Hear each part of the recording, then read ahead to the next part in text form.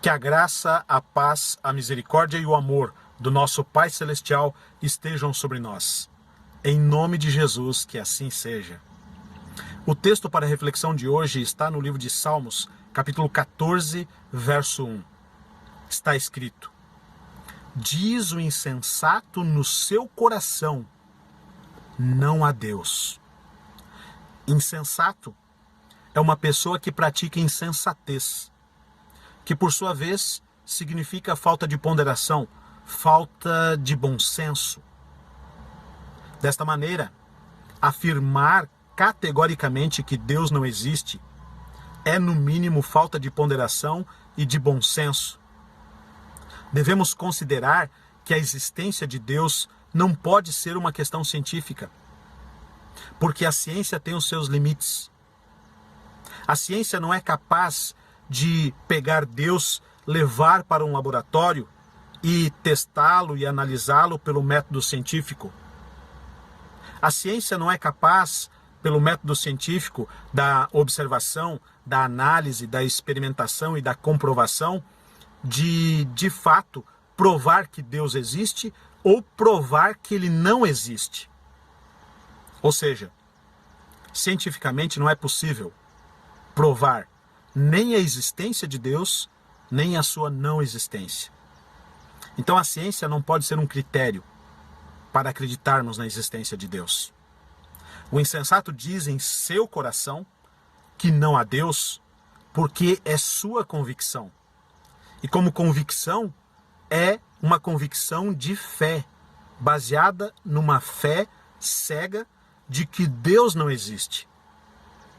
A existência de Deus também não pode ser uma questão filosófica, uma vez que a própria filosofia tem os seus limites, porque o pensamento humano é limitado e não é capaz de abarcar, de entender e de explicar um Deus infinito. Então, descartando a ciência e a filosofia como critérios para acreditar ou não em Deus, podemos declarar sem medo de errar que a existência de Deus é uma questão de fé. Somente pela fé podemos crer e entender que Deus existe.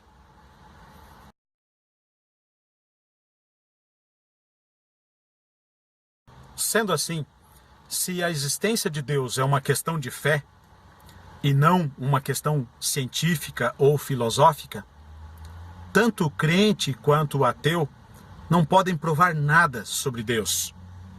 Assim, resta apenas uma convicção pessoal de crer ou não na existência de Deus. Certa vez, um cientista e filósofo ateu estava caminhando por uma praia muito linda numa manhã de sol.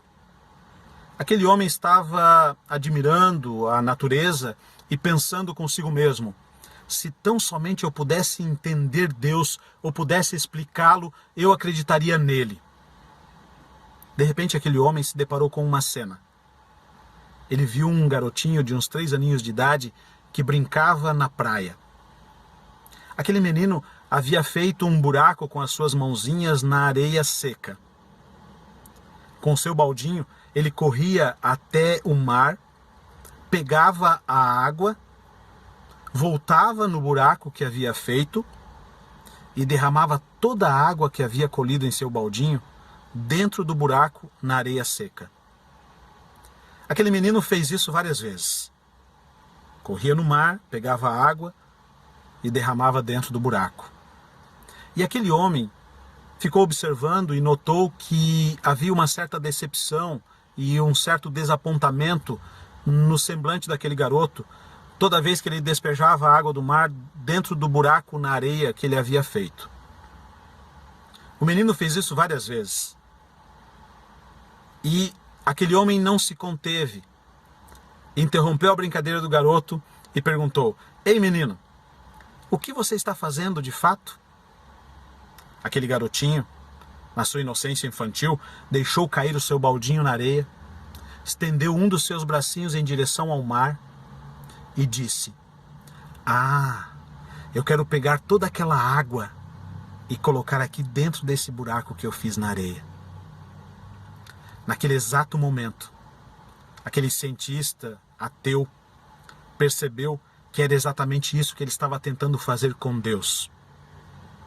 Assim como era impossível para aquele menino colocar toda a água do mar num simples buraco na areia, também era impossível para ele entender, explicar um Deus infinito com a sua mente finita e limitada. Desta maneira, podemos concluir e podemos tirar uma lição dessa história, que não se pode afirmar categoricamente que não há Deus. Não se pode afirmar pela ciência ou pela filosofia que Deus existe ou que ele não existe. Crer em Deus é uma questão de fé, é uma questão de convicção pessoal. Crer ou não em Deus é uma questão de fé. Pense nisso.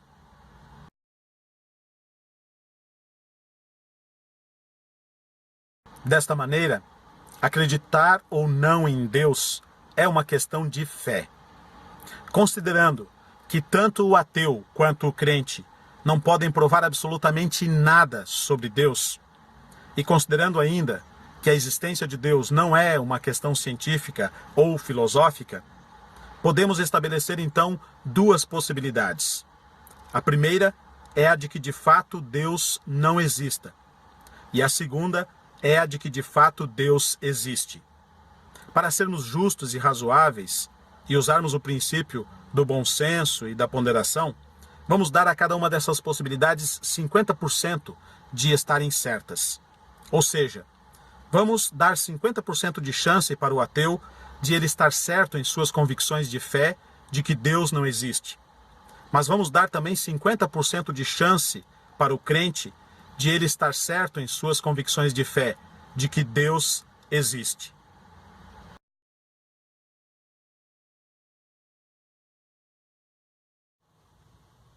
A partir desses argumentos, imaginemos a seguinte situação.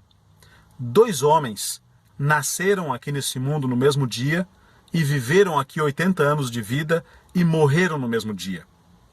Um deles não acreditava na existência de Deus, enquanto o outro acreditava.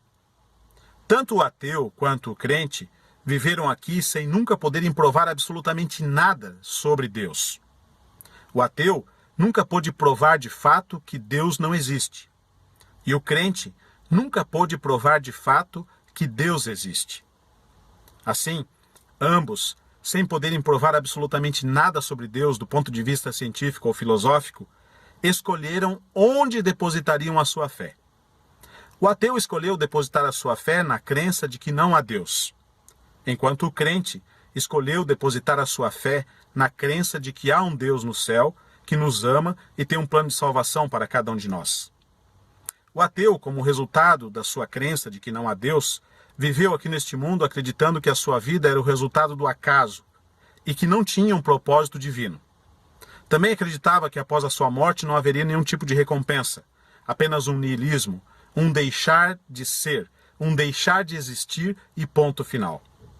Por outro lado, o crente viveu aqui neste mundo acreditando que há um Deus no céu a quem devemos prestar contas e de que haveria, após a morte, um juízo final, com recompensa de vida eterna para aqueles que serviram a Deus.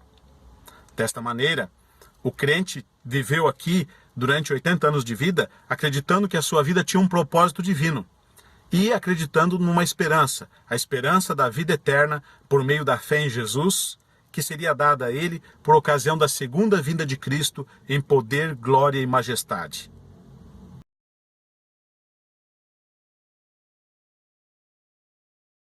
Agora vamos imaginar duas hipóteses, considerando ao final aquela que é a mais sensata.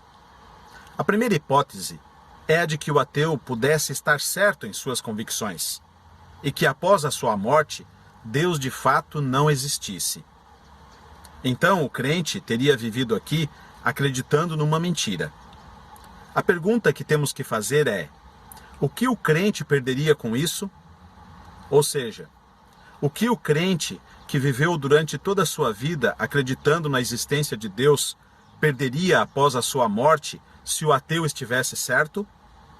A resposta é nada. Absolutamente nada. Uma vez que, se Deus não existe, não pode existir uma recompensa após a morte, restando apenas uma expectativa de niilismo, de vazio, de deixar de ser, de deixar de existir e ponto final. Agora, consideremos a segunda hipótese, que teria resultados bem diferentes da primeira. Consideremos a possibilidade de que o crente estivesse certo nas suas convicções de fé. Há um Deus no céu, a quem devemos prestar contas, e haverá um dia em que ele retornará a este mundo, por meio do seu Filho Jesus Cristo, para fazer juízo e justiça e retribuir a cada um segundo as suas obras. A pergunta que temos que fazer é: o que o ateu perderia após a sua morte se o crente de fato estivesse certo? A resposta é tudo. Absolutamente tudo. O ateu perderia a esperança e a certeza da vida eterna. Perderia a sua salvação eterna. Desta maneira, podemos deduzir pela lógica e pela razão que é bem mais coerente, bem mais sensato, bem mais inteligente e bem mais plausível acreditar na existência de Deus. É também vantajoso crer em Deus, uma vez que a crença em Deus nos oferece uma recompensa, a promessa da vida eterna por meio da fé em Jesus.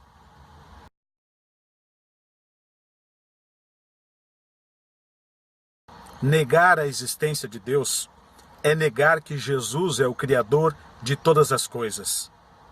A Bíblia deixa claro que Jesus Cristo, o Filho unigênito de Deus, é o único Criador e mantenedor de tudo o que há. Está escrito em Colossenses capítulo 1, verso 16 e 17. Porque nele, em Jesus, foram criadas todas as coisas que há nos céus e na terra, as visíveis e as invisíveis, quer sejam tronos, quer sejam dominações, quer sejam principados ou potestades. Tudo foi criado por ele e para ele. Ele é antes de todas as coisas, e todas as coisas subsistem por ele. Portanto, negar a existência de Deus significa negar o plano da salvação e da redenção estabelecido pelo Pai Celestial por meio do seu único Filho, Jesus Cristo, nosso Criador, nosso Senhor e Salvador bendito.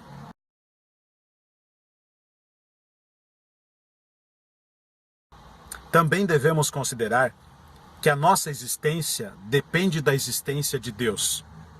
Nós somos porque Deus é. Em Apocalipse capítulo 4, verso 11, está escrito: digno és, Senhor, de receber a glória, a honra e o poder, porque tu criaste todas as coisas, e por tua vontade são e foram criadas. Nós somos e fomos criados pela vontade de Deus, pela vontade de Jesus, o Criador. Em Atos capítulo 17, verso 28, está escrito: porque nele vivemos e nos movemos e existimos. Em Jesus, nossa existência está garantida, não somente aqui neste mundo, mas no mundo por vir, na vida eterna. Nosso coração bate agora dentro do nosso peito, pela vontade soberana de Deus. Ele nos mantém vivos. Ele nos dá o dom da vida.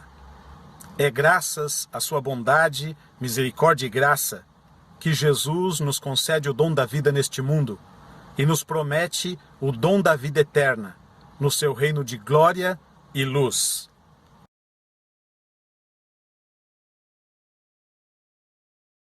A fé é o único meio para acreditar na existência de Deus. Não é pela ciência ou pela filosofia. Está escrito em Hebreus capítulo 11, verso 1. Ora, a fé é a plena certeza de coisas que se esperam e a plena convicção de fatos que não se veem. Também está escrito em Hebreus 11, verso 3. Pela fé entendemos que foi o universo formado pela palavra de Deus, de maneira que o visível veio a existir das coisas que não se veem. E em Hebreus capítulo 11, verso 6, nos diz que sem fé é impossível agradar a Deus, porquanto é necessário que aquele que se aproxima de Deus creia que Ele existe e que se torna abençoador daqueles que o buscam.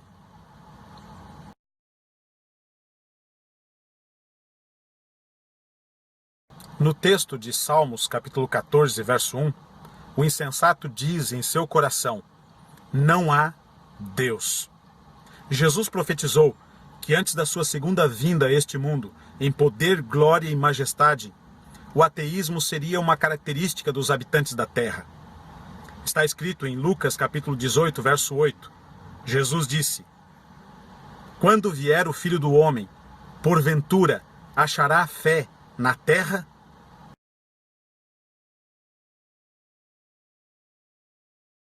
Até mesmo no mundo espiritual existe a crença de que Deus existe, e somos admoestados a não duvidar. Está escrito em Tiago 2,19: tu crês que há um só Deus? Fazes bem. Os demônios também creem e tremem.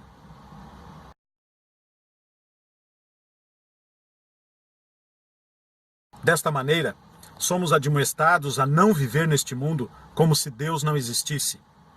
De fato, pela fé, podemos declarar juntamente com o profeta Daniel: mas há um Deus nos céus. Daniel 2:28. Creia em Deus, creia em Jesus como teu Criador e teu Redentor. Busque a Jesus pela fé. Está escrito na palavra de Deus que a fé vem pelo ouvir, e ouvir a palavra de Deus. Termino desejando sobre você e a tua família a bênção sacerdotal.